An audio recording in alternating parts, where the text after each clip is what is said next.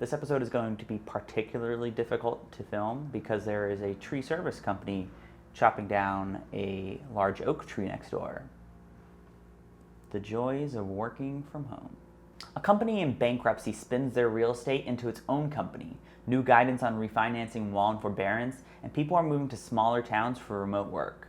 With your 90-second real estate rundown, I'm Jordan Orrs. I'm going to read to you all these stories and other real estate headlines from this week in the same amount of time it takes for you to clean up your remote desk space. Speaking of, I need to do that.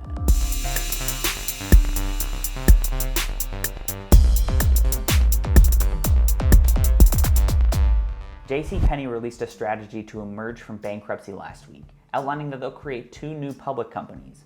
One of these companies is a real estate investment trust that will collect rent checks from the second public company, JCP.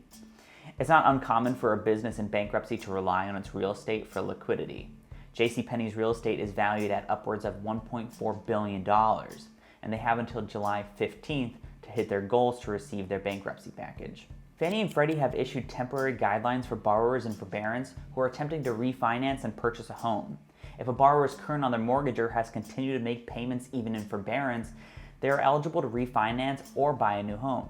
They can also do this after the forbearance ends and they have made 3 consecutive payments under their new payment plan. A report from Redfin suggests that half of the people in New York, Seattle, San Francisco, or Boston would move if work from home became permanent. Before the pandemic, only 9 to 16% of respondents to the survey were working remotely or from home. During the shutdowns, that grew up to as high as 85% in some areas. With all these people working in bigger cities, most online real estate companies are seeing a shift in interest of consumers moving to smaller towns, likely where they can be closer to family.